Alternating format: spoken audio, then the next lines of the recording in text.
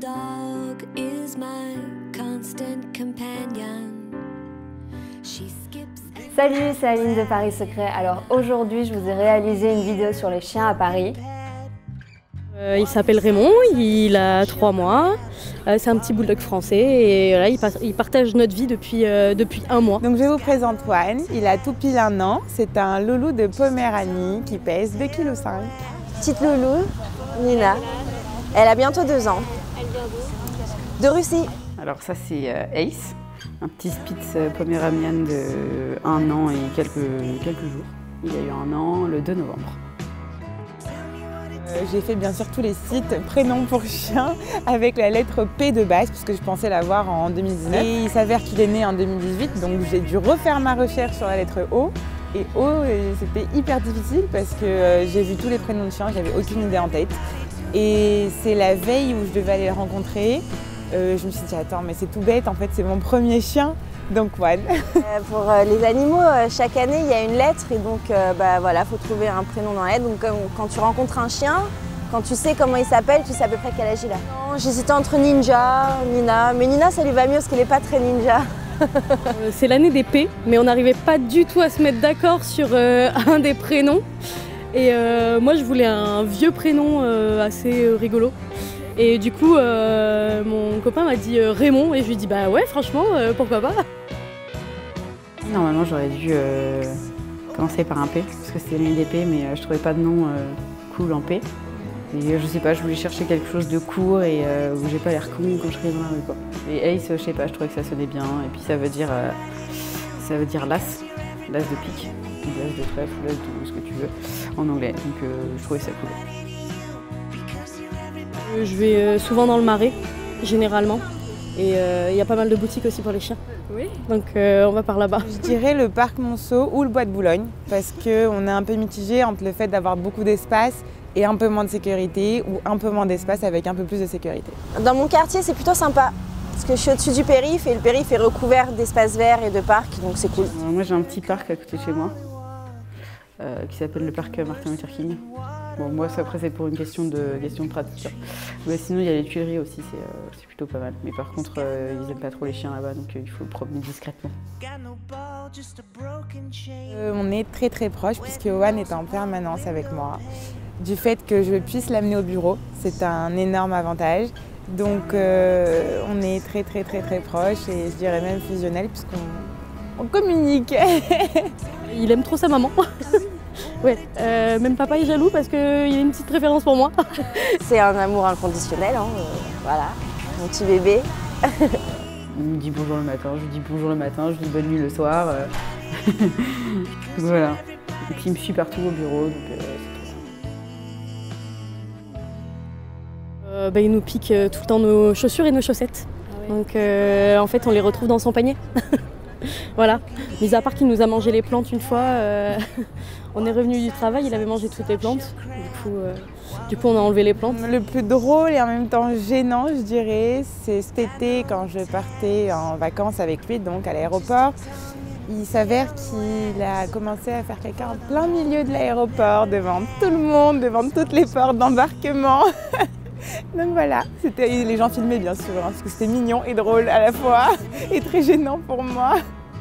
Donc voilà, merci Juan. Alors, une fois, j'ai fait la lessive et je voyais pas de chaussettes dans les vêtements que je mettais dans la machine. Et je me suis dit, bon bah, c'est bizarre, j'ai pas utilisé de chaussettes cette semaine. Et puis à un moment, je reviens dans la chambre et sur le panier de Nina, il y avait toutes mes chaussettes et c'était fait un matelas de chaussettes et elle dormait dessus. Voilà, avec mes chaussettes sales, avec mon odeur. C'est qu'il aime beaucoup faire caca devant les portes de magasins. Donc c'est un peu gênant.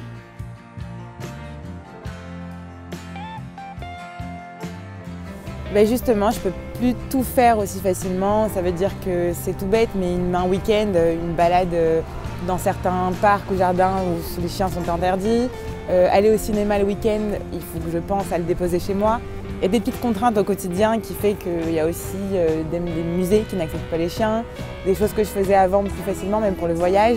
J'ai pas pu voyager il y a 2 semaines parce que je devais faire un papier pour le chien que je ne savais pas qu'il fallait faire hors Europe. Du coup, ce qui fait que y a des petites contraintes au quotidien, mais on apprend et on fait avec et c'est pas grave. En ce moment, je suis fatiguée parce qu'il faut le sortir tout le temps, le temps qu'il soit propre. Mais sinon, je rencontre un peu plus de monde, des gens qui ont des chiens. Les gens viennent facilement vers lui aussi, donc on voit un peu plus de gens. Tout Tout, comme je disais, c'est des responsabilités, donc faut organiser sa vie autour du chien, quoi, niveau boulot, niveau perso, niveau vacances, niveau week-end, enfin voilà quoi. Il y a manière et manière de faire les choses, je pense. Quand des gens viennent dans la rue, le caressent sans même te dire bonjour, ou même parfois je l'ai dans mes bras, ils viennent, ils le caressent. On peut demander quand même, c'est pas non plus quelque chose de ouvert à tout le monde, tu vois. Enfin, on ne caresse pas des enfants comme ça, un peu à l'arrache. Et alors que quand il y a des gens hyper polis qui viennent me demander est-ce que je peux le caresser, oui, avec grand plaisir. Enfin, je sais pas, avant où les gens ont mis leurs mains, je sais pas quelle maladie ils ont sur la main, ils lèchent tout le monde en plus. Donc il faut faire hyper gaffe. Et parfois ça me dérange. Ouais. S'ils ont des enfants, je touche leurs enfants. Bah oui, il faut demander la permission avant de faire quelque chose comme ça. Donc je leur montre que c'est pas normal. Je dis rien, ça me dérange pas. Mais effectivement, il y a beaucoup de gens qui viennent et qui mettent directement la main. Non, parce que je sais qu'il va pas leur faire du mal et ça aurait été un gros chien, oui, j'aurais eu un peu plus de mal. On sait pas ce qui peut se passer et du coup, ouais, j'aurais eu un peu plus de mal. Bah rien, je dis rien et je souris et j'attends que ça se termine. Donc je suis là, lâche mon chien, ça y est, c'est bon, tu l'as caressé, ça suffit maintenant. Non, je trouve ça très mal poli en fait.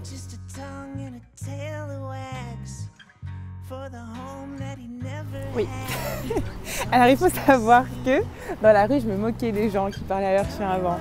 Je me disais, mais c'est pas possible, tu comprends rien un chien. Et au final, en fait, oui, bon, j'ai pas lu non plus à raconter ma vie, mais il comprend des choses, il comprend déjà, je pense, les émotions qu'on peut avoir. Donc plus par rapport à ça, je vais lui parler en lui expliquant des petites choses comme je reviens ou viens, des petits mots qu'on répète à son chien régulièrement, mais je vais pas non plus taper la discute, quoi. Ah oui, bah oui, c'est mon bébé, hein. Je lui parle, il sait tout. Bon, il me répondra pas, ça c'est sûr, mais... Oui, je lui parle. J'ai toujours espoir qu'il me réponde, mais il répondra jamais. Pâté. Ni pâté ni croquette, ouais, il est en ration ménagère, c'est-à-dire que je lui fais à manger, maison. Les deux. La plupart du temps c'est croquette et pâté c'est plus, je vais pas dire repas de fête, mais c'est plus exceptionnel, parce qu'il aime beaucoup ça. En fait, le matin, on le prend dans le lit avec nous et du coup, maintenant, il aimerait bien venir tout le temps dans le lit. Ouais, il a son panier et dans la maison, mais sauf qu'on l'a pris une ou deux fois dans le grand lit pour lui faire un câlin et il a vite compris que c'était mieux que son panier. Elle a 2-3 lits pour elle, un à côté du bureau, un à côté du lit, un dans un petit coin. Mais des fois, avant de dormir, je lui fais des câlins et je suis tellement fatiguée que je m'endors avec Mina dans les bras. Oui, mais pas dans mon lit. Il a son petit lit en bas du mien, mais il vient pas dans mon lit. Il vient pas dans mon lit. Non, jamais. Jamais. Parce qu'en fait, j'ai essayé déjà 2 fois de le mettre dans mon lit juste pour le prendre et le caresser. En fait, 2 fois sur 3, il a pissé dans mon lit. Donc c'était pas ouf. Ça m'a plutôt énervée. Parce que là, du coup, il faut enlever les draps, vite et tout machin pour pas que ça éteigne le matelas et tout. Et en fait, non, le problème, c'est qu'avec ces petits chiens, si tu dors avec, tu risques de l'écraser dans le lit. Et comme c'est des chiens fragiles, il y a déjà eu des histoires de morts de petits chiens écrasés.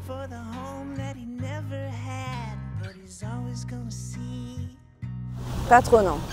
Il y a des assos qui organisent des balades ou des trucs comme ça, ou des éducateurs, enfin des gens passionnés organisent des choses, mais la ville en elle-même, tout est interdit aux chiens. Partout, c'est interdit. C'est clair qu'il serait mieux à la campagne, comme tout le monde, je pense, mais comme nous aussi. Mais l'avantage que je trouve qui est super, c'est que tu as énormément de chiens. Donc il sociabilise avec plein d'autres chiens de n'importe quelle race. Et je sais qu'il a besoin de voir des chiens, il adore ça. Mais oui, en soi, ça reste une grande ville, on peut faire tellement de choses. Il y a 3 semaines, 1 mois, j'étais à un événement qui a été organisé par la Pet & Co avec plein de chiens. C'est vraiment un événement pour chiens. Donc je pense que les gens aujourd'hui se réveillent un peu et deviennent un peu comme dans d'autres pays où tout est ouvert aux chiens. Et tu sais, par exemple aux États-Unis, tu as énormément de faire énormément de choses avec ton chien beaucoup plus facilement qu'à Paris. Sinon, ouais, c'est compliqué de les sortir. Tous les parcs ne les acceptent pas. Donc, et puis dans la rue, c'est pas forcément très agréable non plus. Franchement, pour un petit chien, ça va en fait, je trouve. Mais ouais, c'est vrai qu'il y a de moins en moins d'endroits où tu peux emmener du chien. My little dog is my constant companion.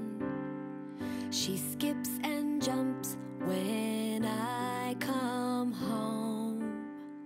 My little dog is an angel sent from heaven. She comes running down the mountain next to me.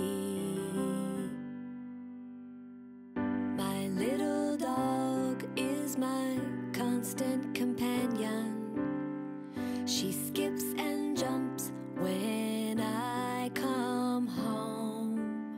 J'espère que cette vidéo vous a plu. Si c'est le cas, n'hésitez pas à vous abonner à notre chaîne YouTube, notre page Facebook et Instagram. Salut, dis au revoir le chien. Il n'a pas du tout envie de dire au revoir.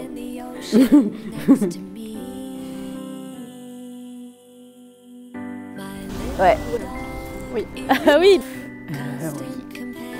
Enfin presque. She skips and jumps when I come home. My little dog is an angel sent from heaven. She comes running down the mountain. She comes swimming in the ocean.